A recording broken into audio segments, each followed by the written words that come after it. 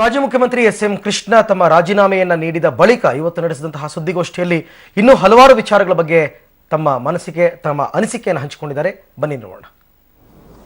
Generations can change, but values do not change.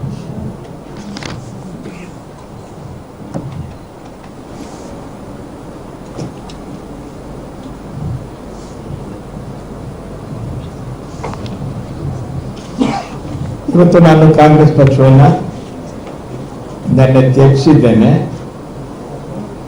ನನ್ನಿಂದ ಹಲವಾರು ನನ್ನ ಜೊತೆಯಲ್ಲಿ ಬೆಳೆದವರು, ನನ್ನ ಜೊತೆಯಲ್ಲಿ ಕೆಲಸ ಮಾಡಿದವರು ನನಗೆ ಪುನರ್ ಪರಿಶೀಲನೆ ಮಾಡಬೇಕು ಹಾಗೆ ಅಂಥೇಳಿ ನನ್ನಲ್ಲಿ ಬಂದು ಮಾತನಾಡಿದ್ದಾರೆ. ಅವರಿಗೆ ನಾನು ಋಣಿಯಾಗಿದ್ದೇನೆ. ದೆಹಲಿಯಿಂದಲೂ ಕೂಡ ಕರೆ ಬಂದಿತ್ತು, ಅವರಿಗೂ ನಾನು ಋಣಿಯಾಗಿದ್ದೇನೆ.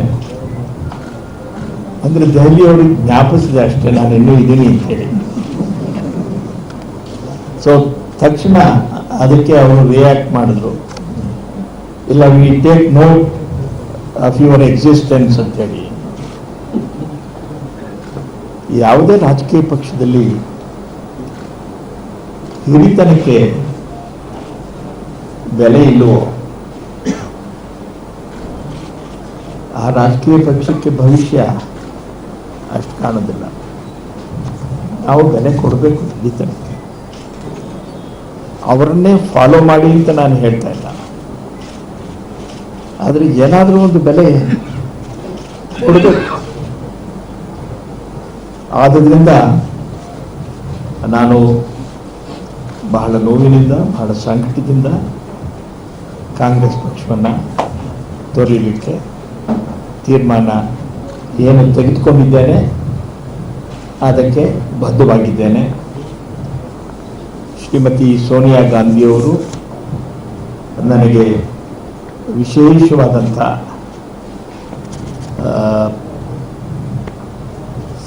ಗೌರವವನ್ನು ಕೊಟ್ಟಿದ್ದಾರೆ. 1998ನೇ ಇಸ್ವಿನಲ್ಲಿ ನಾನು ಅವರನ್ನು ಹೋಗಿ ಭೇಟಿ ಮಾಡಿ ನೀವು ಸಕ್ರಿಯ ರಾಜಕಾರಣಕ್ಕೆ ಬರಬೇಕು ಹಾಗೆ ಅಂತೇಳಿ ಕೇಳಿದಂದಿನಿಂದಲೂ ಕೂಡ ಇತ್ತೀಚಿನ ದಿನಗಳವರೆಗೂ ಕೂಡ ಅವರು ನನ್ನ ಬಗ್ಗೆ ಅಗಾಧವಾದಂಥ ಗೌರವ, ವಿಶ್ವಾಸ, ನಂಬಿಕೆ ಇವುಗಳನ್ನು ಕೊಟ್ಟಿದ್ದಾರೆ. ಅದಕ್ಕೆ ಅವರಿಗೆ ನಾನು ಋಣಿಯಾಗಿದ್ದೇನೆ. ಅವರ ಆರೋಗ್ಯ ಸುಧಾರಿಸಲಿ ಅಂತ ಹೇಳಿ ನನ್ನ ಪ್ರತಿನಿತ್ಯ ಪ್ರಾರ್ಥನೆಯಲ್ಲಿ ಅದು ಇರುತ್ತೆ.